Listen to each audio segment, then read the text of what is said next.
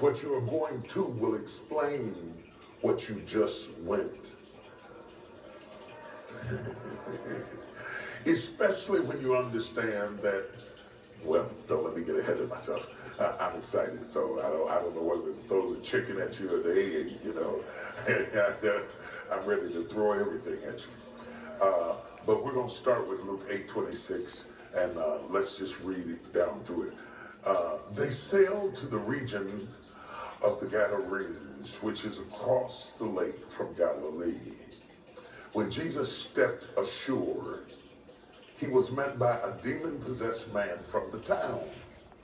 For a long time, this man had not worn clothes or lived in a house, long time, but had lived in the tombs or the cemetery. When he saw Jesus, he cried out and fell at his feet, shouting at the top of his voice, "What do you want with me, Jesus, Son of the Most High God?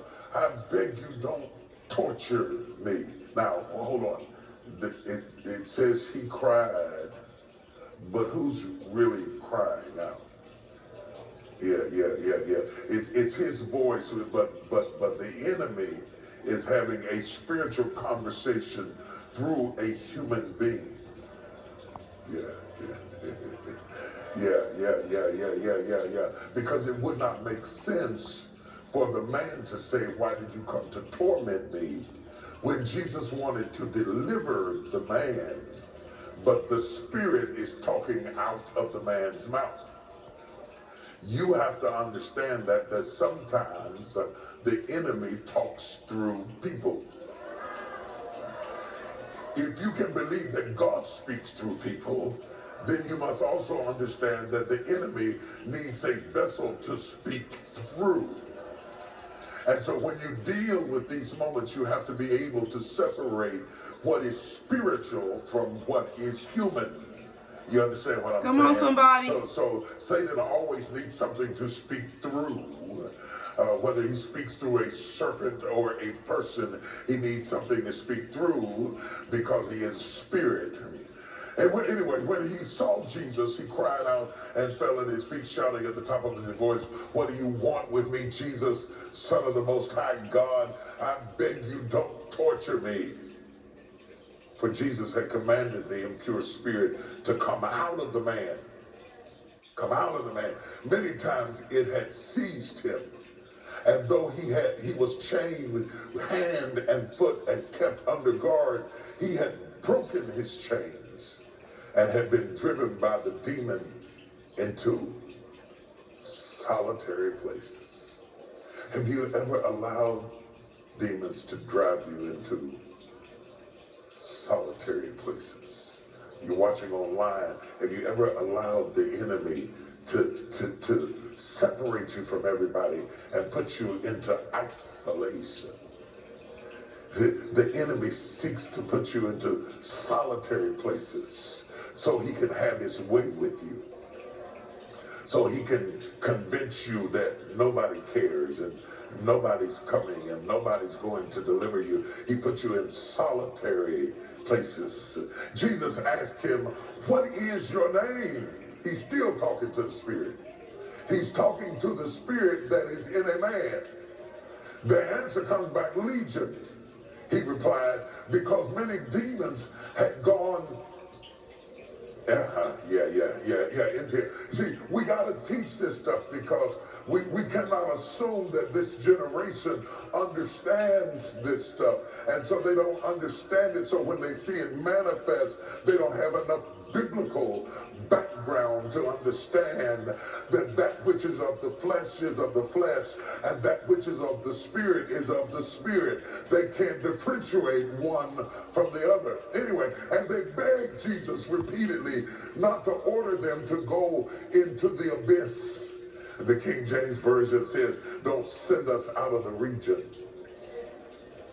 We are occupying territories. Don't send us out of the region. That's why when the Bible talks about principalities and powers, Satan has regions and territories that he seeks to dominate and to control. And Jesus has come into a new region. And they had equity, the demons had equity in the region, and they didn't want to have to start over again. So they said, we'll leave the man, but we don't want to leave the territory. Y'all don't hear what I'm saying? We have to understand that, because the Apostle Paul says we are not ignorant of his devices. So we can't just talk about Jesus and not talk about the adversary, because if you do, you will be ignorant of his devices. And a large herd of pigs was feeding there on the hillside. The demons begged Jesus. The demons begged Jesus. The demons begged Jesus. The demons Come on, somebody. begged Jesus to let them go into the pigs. And he gave them permission. And he gave them permission. And he gave them permission to go into the pigs. Remember that, underline that, pay close attention, because I'm going to talk tonight about storm drains. Every storm needs a drain. Yes. And they begged Jesus. They negotiated with Jesus that if you're going to rebuke us, let us go into the pigs. When the demons came out of the man, they went into the pigs, and the herd rushed down. Everything is going down the steep bank into the lake and was drowned. When those tending the pigs saw what had happened, wait. Hold up a second. Jews don't raise pigs.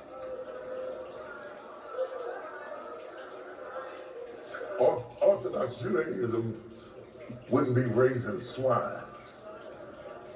So not only has Jesus come into the territory of demonic control, he has also crossed the line before the cross